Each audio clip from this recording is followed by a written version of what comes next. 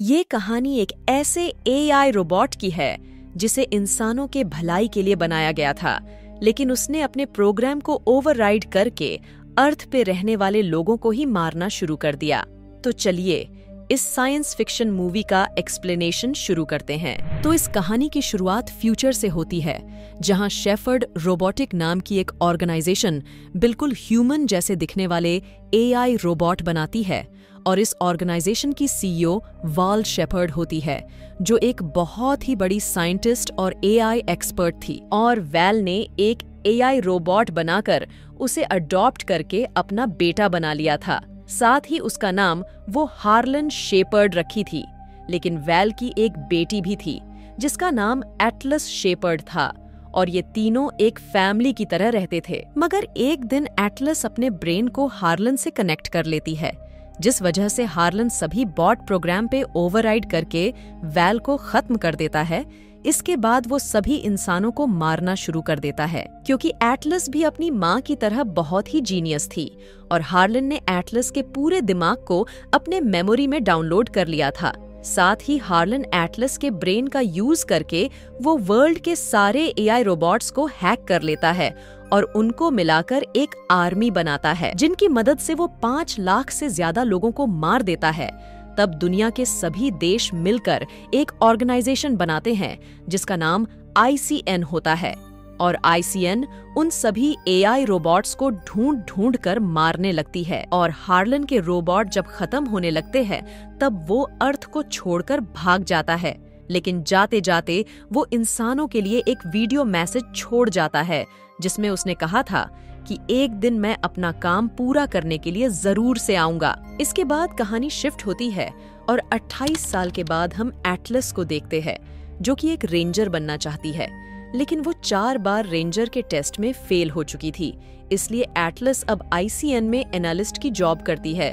साथ ही वो किसी पर भी ट्रस्ट नहीं करती थी, खासकर एआई रोबोट पे। और वही एटलस ने अर्थ के स्पेस में एक एनर्जी शील्ड बना दी थी ताकि दूसरे प्लैनेट के यान बिना इजाजत के अर्थ पे न आए। और साथ ही ICN के रेंजर्स भी हर वक्त स्पेस में निगरानी करते थे। और जब एक दिन ICN को पता चला कि हार्लन का सबसे वफादार एआई रोबोट कैस्का विक्स पिछले 28 सालों से अर्थ पे ही छुपा हुआ है, तब ICN के रेंजर्स कैस्का को पकड़ लेते हैं। साथ ही उसके सर को उसके बॉडी से अलग कर देते हैं, जिसके बाद एटलास कैस्का से इंटेरोगेशन करती है ताकि हार्लन कहाँ पे है उसका पता लगाया जा सके। और वो कास्का के माइंड को हैक करके हार्लन के लोकेशन का पता लगा लेती है।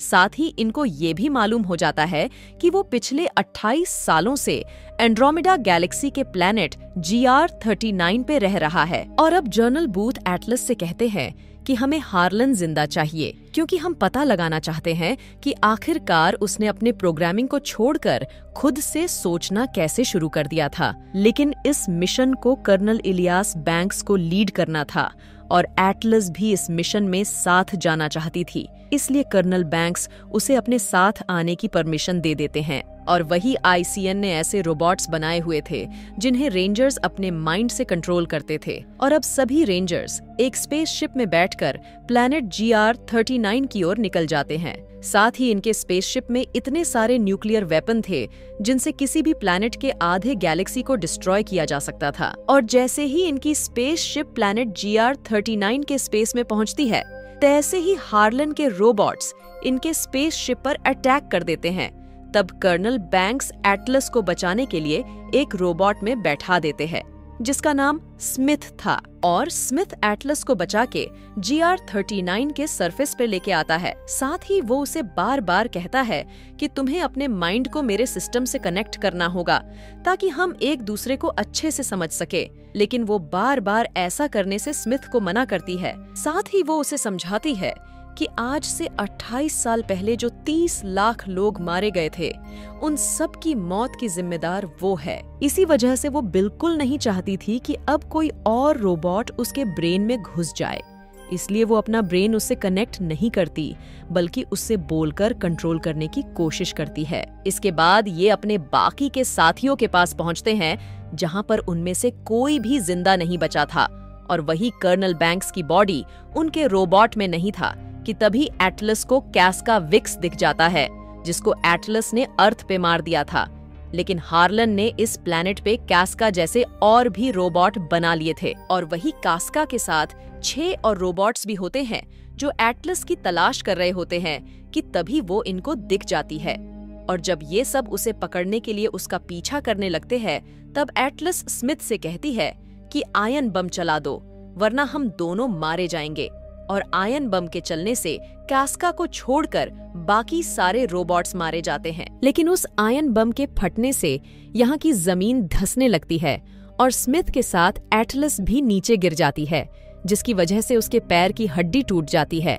तब स्मिथ उसके पैर का सर्जरी करके उसे ठीक करता है, और दूसरी तरफ कैस्का हार्लन को कॉल करके बता देता है कि तुम्हारी बहन भी इंसानों के साथ यहाँ पे आ चुकी है, जहाँ पर हार्लन कर्नल बैंक्स को पकड़ा हुआ था। और उसे पकड़ के हार्लन अर्थ के चारों ओर बनी हुई एनर्जी शील्ड को डिसेबल करने का कोड उससे पूछ रहा था। और उधर एटलस को भी स्मिथ को अच्छे से समझने के लिए अपने ब्रेन को उससे कनेक्ट करना ही होगा। और जब एटलस खुद को उससे कनेक्ट कर लेती है, तब उसे स्मिथ के सिस्टम और वेपन्स की इंफॉर्मेशन मिलने लगती है। और अब ये दोनों GR39 से वापस अर्थ पे लौटने के लिए रेस्क्यू पॉड की तरफ जाने लगते हैं। मगर रास्ते में इन्हें हार्लन का हेडक्वार्टर दिख जाता है, जहां पर बहुत सारे रोबोट्स होते हैं, और उन्हें इनके यहाँ होने का पता चल जाता है, जिसकी वजह से ये पकड़े जाते हैं। और वो इन्हें पकड़ के हार्लन के पास लेके जाते हैं, जहाँ वो एटलस से कहता है कि मैं काफी टाइम से तुम्हारा इंतजार कर रहा था, और मैंने शील्ड वॉल को डिसेबल करने का एक पास कोड कर्नल से ले लिया है, और दूसरा कोड वो एटलस से ले लेता है। इसके बाद हार्लन बताता है कि तुम्हें क्या लगता है कि तुम यहाँ अपनी मर्जी से आई हो? बिल्कुल भी नहीं, बल्कि तुम सबका यहाँ आना मेरे प्लान का हिस्सा था, क्योंकि मैंने ही कैस्का को कहा था कि वो अरेस्ट होकर तुम्हें मेरे लोकेशन का पता बता दे। और हार्लन को ये भी पता था कि ICN जब GR39 पर आएगी, तब वो बहुत सारा न्यूक्लियर वेपन अपने साथ लेकर आएगी, जो हार्लन को चाहिए थे, साथ ही अर्थ के एनर्जी शील्ड को डिसेबल करने का पास कोड भी। दरअसल एटलस ने जब बचपन में हार्लन से अपना माइंड कनेक्ट किया था, तब उसे पता चल गया था कि इंसान प्लैनेट अर्थ को तबाह कर रहे हैं। इसलिए वो चाहता था कि कुछ इंसानों को छोड़कर बाकी के सारे इंसानों को खत्म कर दिया जाए, जिससे अर्थ भी इंसानों के हाथ से तबाह नहीं होगी, और AI रोबोट्स भी उन इंसानों के साथ मिलकर रह पाएंगे। और वही कर्नल बैंक्स और एटलस की ऑक्सीजन खत्म होने वाली थी, इसलिए हार्लन इन्हें मरने के लिए छोड़ देता है। इसके बाद वो प्लैनेट अर्थ के एनर्जी शील्ड को डिसेबल करके बहुत सारे न्यूक्लियर वेपन्स अर्थ को डिस्ट्रॉय करने के लिए भेजने लगता है। तब एटलस दोबारा से स्मिथ से कनेक्ट होती है और उसे पास बुलाती है, और ये दोनों मिलकर सबसे पहले न्यूक्लियर वेपन वाली बैटलशिप को डिस्ट्रॉय करते हैं, जिसके बाद हार्लन से फाइट करने लगते हैं। मगर फाइट के स्टार्टिंग में हार्लन स्मिथ को बहुत ही बुरी तरह से डैमेज कर देता है, और जब वो स्मिथ को पूरी तरह से खत्म करने वाला होता है कि तभी एटलस उसे मार देती है। और वही स्मिथ ने एटलस को बचाने के लिए खुद की परवाह भी नहीं की, इसलिए अब एटलस उस पर ट्रस्ट करने लगी थी, और साथ ही उसे स्मिथ से काफी लगाव भी हो गया था। मगर वो एटलस को बताता है कि तुम्हारी ऑक्सीजन खत्म होने वाली है, इसलिए स्मिथ अपनी सारी ऑक्सीजन उसको देकर स्विच ऑफ हो जाता है। इसके बाद और भी रेंजर्स एटलस को बचाने के लिए यहाँ पे पहुंच जाते हैं और उसे अपने साथ लेकर अर्थ पे वापस लौट जाते हैं।